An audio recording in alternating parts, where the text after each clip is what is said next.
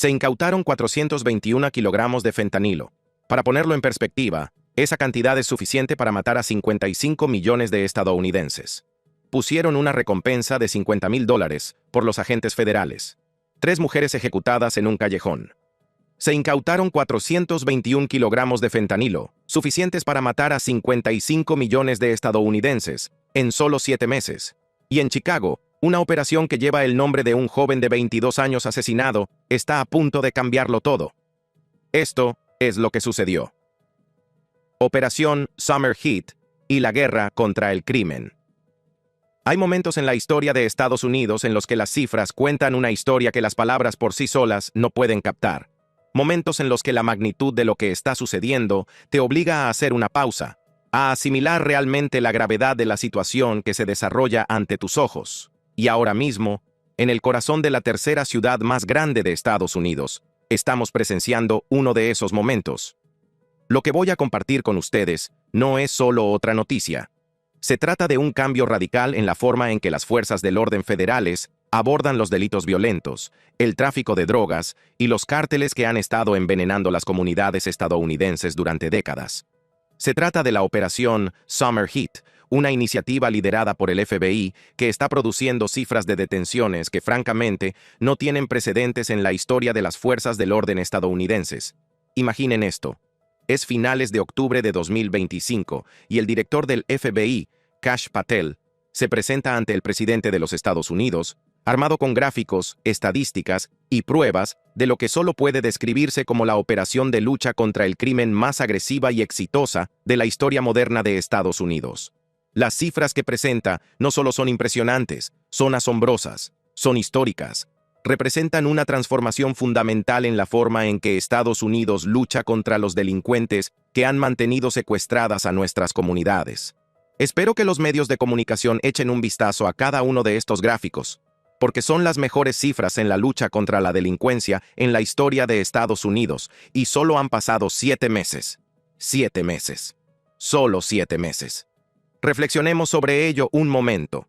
En el tiempo que tarda una mujer en dar a luz, el FBI, en coordinación con el Departamento de Justicia y las fuerzas del orden locales de todo el país, ha logrado lo que muchos creían imposible.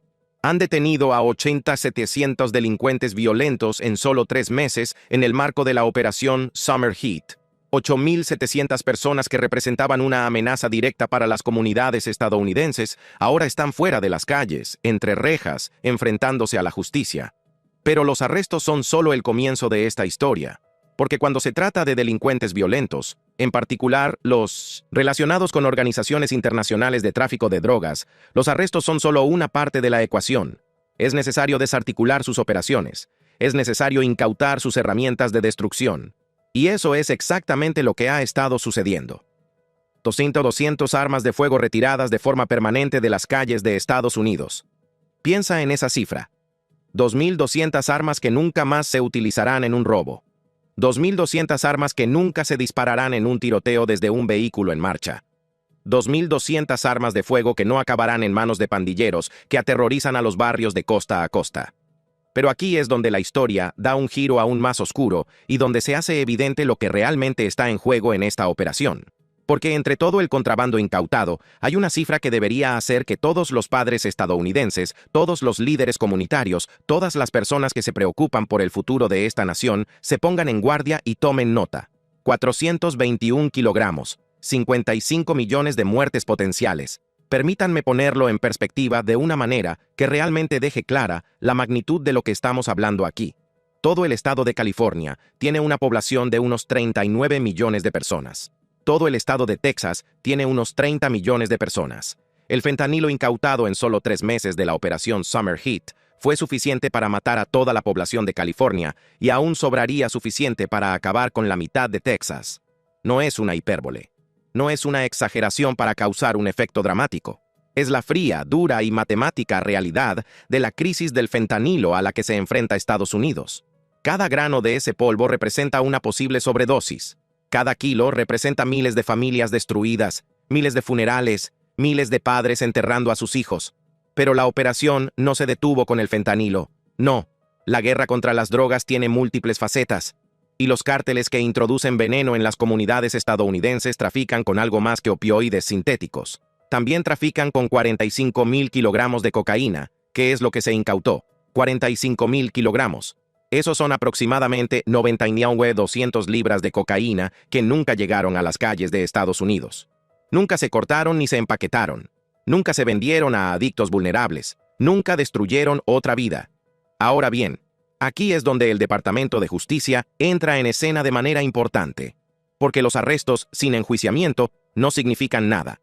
Las incautaciones sin consecuencias son solo inconvenientes temporales para las organizaciones criminales. Pero cuando se cuenta con fiscales que saben cómo construir casos, que entienden las complejidades de las leyes contra el crimen organizado, que pueden conectar los puntos entre los traficantes callejeros y los capos de los cárteles, es entonces cuando se empieza a ver un cambio real y duradero. Y gracias a nuestros socios del Departamento de Justicia, se presentaron 2.100 acusaciones en solo 3 meses, de junio a septiembre. Señor presidente, eso en sí mismo sería histórico para una presidencia de 4 años. 2.100 acusaciones en 3 meses. Para poner esto en contexto histórico, no es solo un buen resultado, es revolucionario. La mayoría de las administraciones presidenciales estarían encantadas de señalar cifras como esas en 4 años. Esta administración lo ha hecho en un trimestre. Pero alejémonos un momento y veamos el panorama general, porque el contraste entre esta administración y la anterior cuenta una historia que es casi difícil de creer. Durante los años de la administración Biden, el número anual de arrestos de delincuentes violentos osciló entre 15.000 y 17.000 al año. ¿Consistente? Sí. ¿Adecuado? Eso es discutible. Pero aquí es donde se le debería caer la mandíbula. Señor presidente, en 7 meses se han producido 28.600 detenciones de delincuentes violentos solo en 7 meses gracias a su liderazgo y a la dedicación de los hombres y mujeres del FBI que quieren salir a la calle y hacer el trabajo que se les impedía hacer. 28.600 detenciones en 7 meses. No es solo un aumento, es un salto cuántico. Es casi el doble de lo que logró la administración anterior en todo un año, conseguido en poco más de la mitad de ese tiempo. Para decirlo sin rodeos, esto representa una reinvención fundamental de lo que son capaces de hacer las fuerzas del orden estadounidenses cuando se les proporcionan los recursos, el liderazgo y el respaldo político adecuados. Pero la operación Summer Heat no se limita a los delitos violentos en el sentido tradicional. No se trata solo de pandilleros y traficantes de drogas, aunque estos ocupan un lugar destacado en las estadísticas de arrestos. No. Esta operación representa un enfoque holístico para hacer que Estados Unidos sea más seguro. Y eso incluye ocuparse de algunos de los miembros más vulnerables de nuestra sociedad, nuestros niños. Señor presidente, durante su administración, el FBI ha encontrado y localizado a 5.400 niños. Eso supone un aumento del 30% en lo que va de año con respecto a la última administración. Solo los arrestos por delitos violentos contra niños han aumentado un 10%.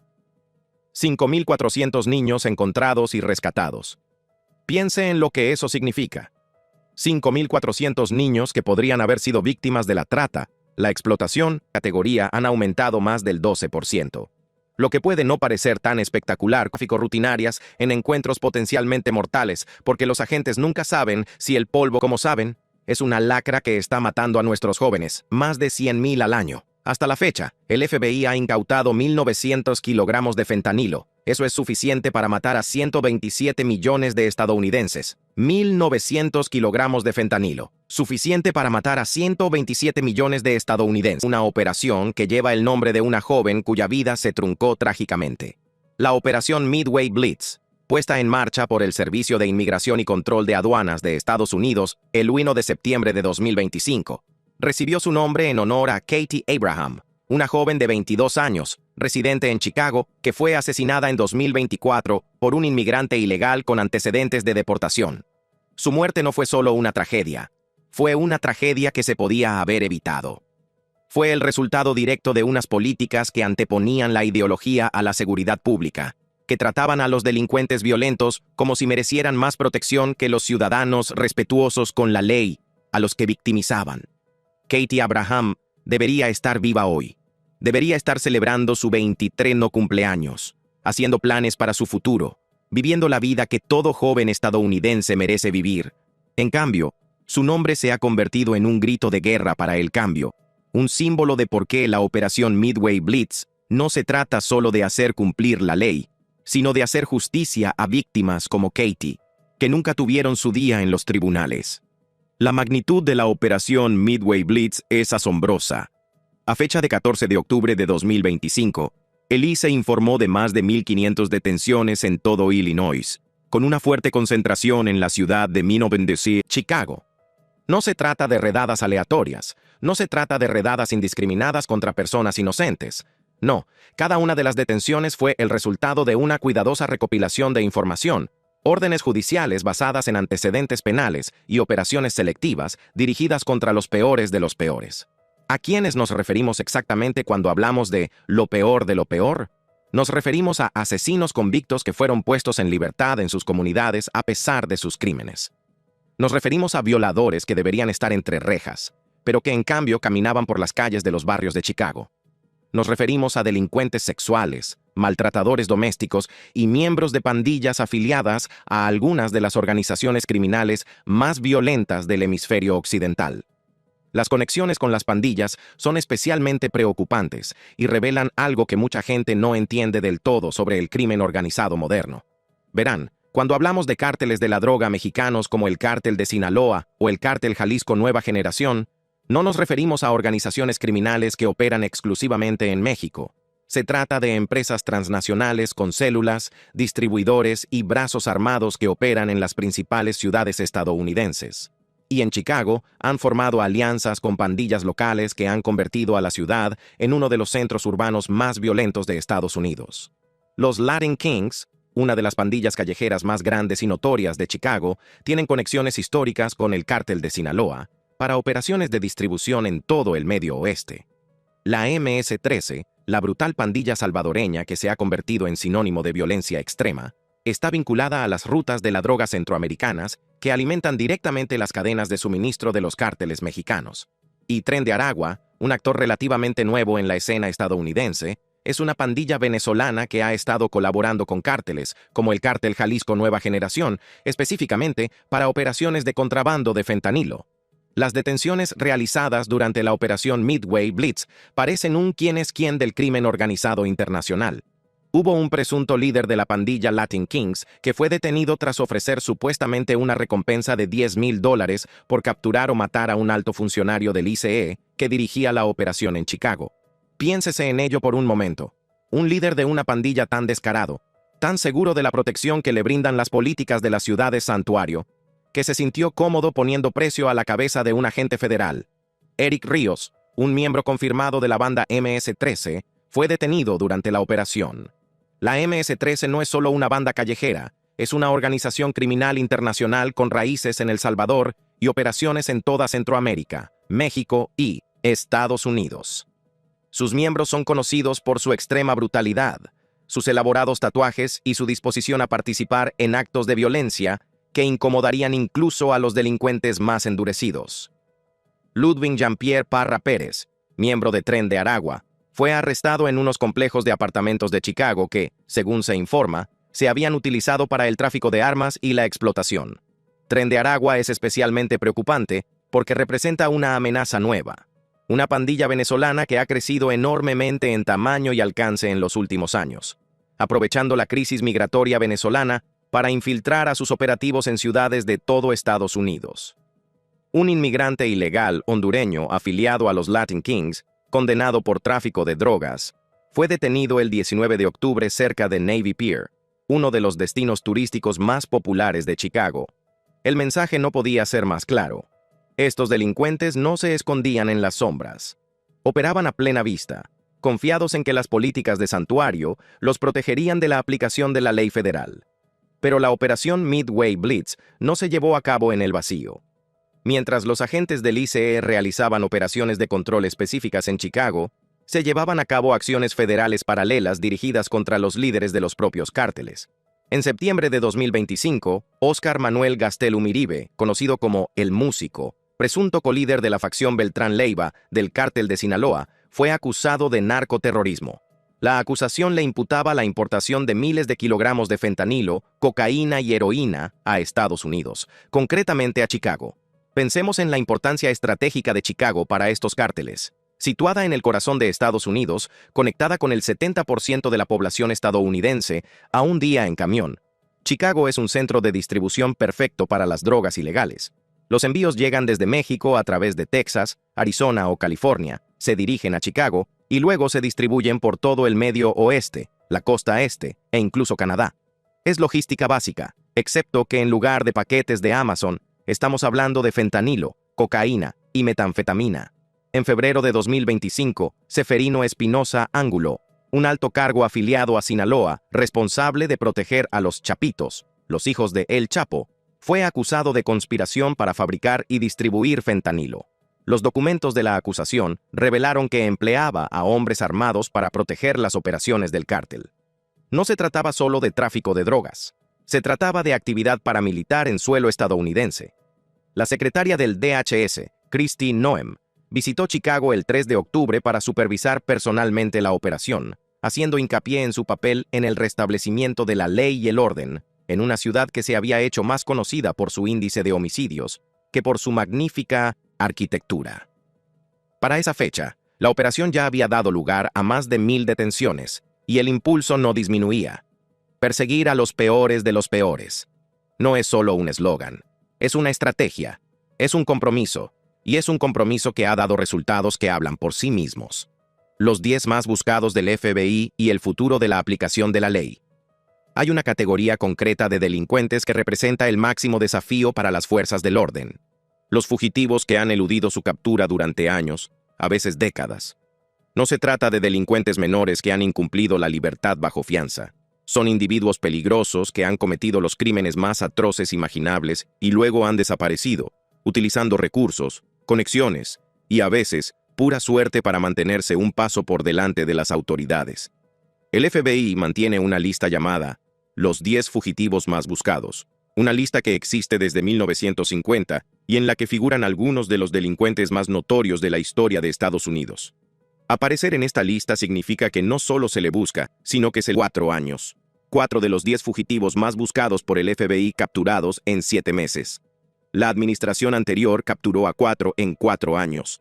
No se trata solo de una mejora en la eficiencia, sino de una transformación fundamental en la forma en que se llevan a cabo las operaciones de detención de fugitivos. Para garantizar la seguridad. En cuarto lugar, y quizás lo más importante, está la cuestión de la coordinación entre las diferentes agencias. El FBI no trabaja de Operación Summer Heat para el futuro de las fuerzas del orden estadounidenses. Durante décadas, las principales ciudades estadounidenses han luchado contra los delitos violentos. Parte de ello se atribuye a factores socioeconómicos, pobreza, falta de oportunidades, escuelas deficientes.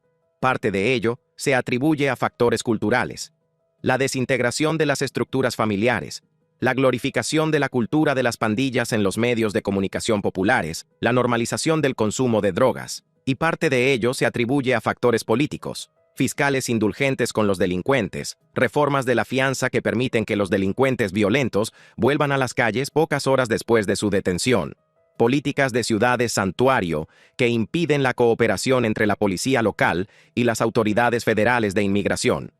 Sean cuales sean las causas, y probablemente haya elementos de verdad en todas estas explicaciones. El resultado ha sido claro. Las ciudades estadounidenses se han vuelto más peligrosas. Las tasas de homicidios en lugares como Chicago, Baltimore y Filadelfia han alcanzado niveles no vistos desde la epidemia del crack de los años 80 y principios de los 90, y los ciudadanos de estas comunidades han sufrido las consecuencias. Dejemos que los buenos policías sean buenos policías. Esa frase resume todo lo que hemos estado hablando.